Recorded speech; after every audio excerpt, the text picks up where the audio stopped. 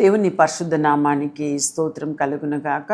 ఈ దినముకైన దేవుని వాక్యము కీర్తనల గ్రంథము 37వ అధ్యాయం 34వ వచనమును మనం చూసినట్లయితే, యెహోవా కొరకు కనిపెట్టుకొని ఉండుము, ఆయన మార్గము అనుసరించుము, భూమిని స్వతంత్రించుకొన్నట్లు ఆయన నిన్ను హెచ్చించును, భక్తిహీనులు నిర్మూలము కాగా నీవు చూచెదవు అని రాయబడి ఉంది. ఎంత మీనింగ్ఫుల్, అర్థము కలిగిన ఒక వాక్యం అని మనం చెప్పవచ్చు. ఇక్కడ మనం చూసినట్లయితే ఇక్కడ రాయబడి ఉంది, యెహోవా కొరకు కనిపెట్టుకొని ఉండము. సో ఫస్ట్ ఏం చేయాలండా, మనం ఇంతసేపు మనం చూసినాము, యెహోవా కొరకు కనిపెట్టుకొని ఉండము అని చెప్పి ఇంతకుముందు మనం ధ్యానించిన వాక్య భాగంలో కూడా చూసినాం.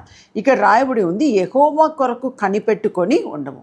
మనం దేవుని కొరకు కనిపెట్టుకొని ఉంటే ఆయన మార్గమును అనుసరించుము. నెక్స్ట్ రాయబడి ఉంది, ఫస్ట్ ఆయన కొరకు మనము కనిపెట్టాలి అని ఉంది. రెండోదిగా రాయబడి ఉంది, ఆయన మార్గమును అనుసరించుము. అంటే ఫస్ట్ ఆయన కొరకు మనం కనిపెట్టుకొని ఉండాలి. కనిపెట్టుకొని ఉండడం అంటే వేచి ఉండడం, ప్రార్థన చేయడం అని మనం అర్థం చేసుకోవచ్చు. ఇంకా రెండోదిగా ఆయన మార్గమును అనుసరించుము అని రాయబడి ఉంది. ఫస్ట్ కనిపెడతాం మనము.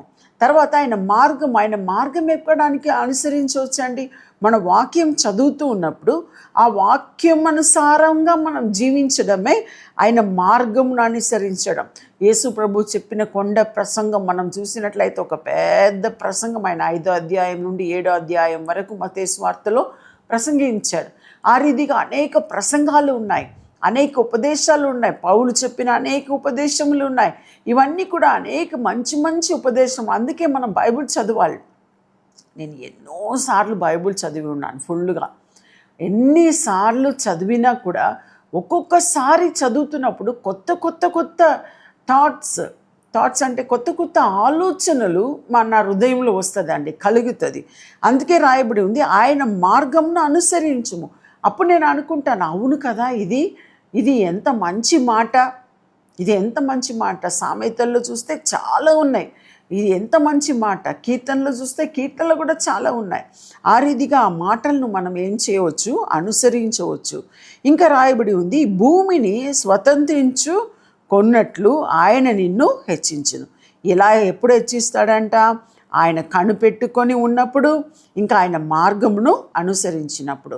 సో కనిపెట్టుకొని అనుసరించుకొని మనం ఉన్నప్పుడు ఏం జరుగుతుందంట, ఆ భూమిని స్వతంత్రించుకొనున్నట్లు ఆయన నిన్ను హెచ్చించును అని చెప్పబడి ఉంది.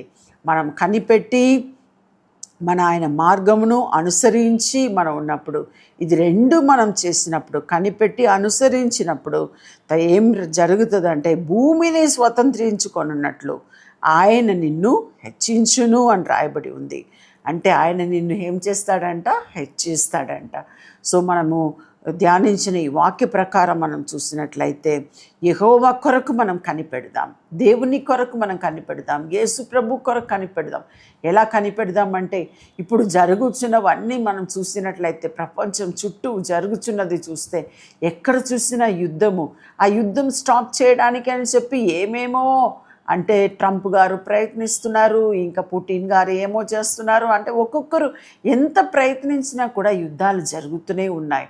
ఆ గాజా స్ట్రిప్ అని ఒకటి ఉందండి ఇజ్రాయెల్ దగ్గర, అక్కడ అది చూసినట్లయితే అబ్బా, ఒకప్పుడు మేము ఇజ్రాయెల్ వెళ్ళినప్పుడల్లా అక్కడెక్కడ అంతా చూసినాం.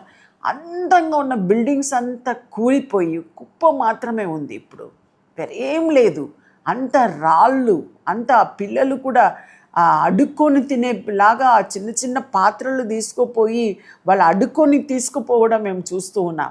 అంత భయంకరంగా ఉంది ఈ రోజుల్లో.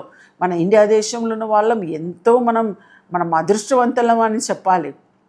యుద్ధం లేకుండా మనం ఉన్నాం, దేవుని స్తోత్రం. ఆ రీతిగా మనం ఉన్నాం. అయితే మనం ఏం చేయాలంటే, మన దేవుణ్ణి స్తుతించాలి. ఇక రాయబడి ఉంది, భక్తిహీనులు నిర్మూలము కాగా నీవు చూచెదవు అని రాయబడి ఉంది. అంటే భక్తిహీనుల గురించి మనం పట్టించుకోవాల్సిన అవసరం లేదు.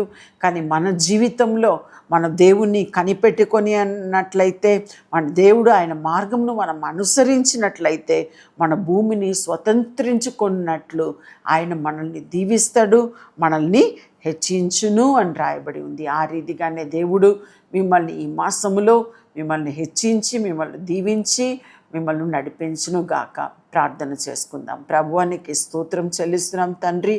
ప్రభువా, మేము ప్రభువా నీ మార్గంను అనుసరించి ప్రభువా, మీ కొరకు మేము కనిపెట్టుకొని ఉన్నప్పుడు ప్రభువా, మీ మార్గంను మేము అనుసరించుకొని ఉన్నప్పుడు ప్రభువా, భూమి మీద మమ్మల్ని ప్రభువా స్వతంత్రించుకున్నట్లు ప్రభువా, మీరు మమ్మల్ని హెచ్చిస్తారని చెప్పి వాగ్దానం చేసిన రీతిగా ప్రభువా, మీ బిడ్డలను కూడా ప్రభువా, ఎవరెవరు నీ కొరకు కనిపెడుతూ ఉన్నారో, నీ కొరకు వేచి ఉన్నారో వారిని హెచ్చించమని ప్రభువా నేను ప్రార్థిస్తున్నాను తండ్రి. మీరే అది చేస్తారని నమ్ముచున్నాను ప్రభువా.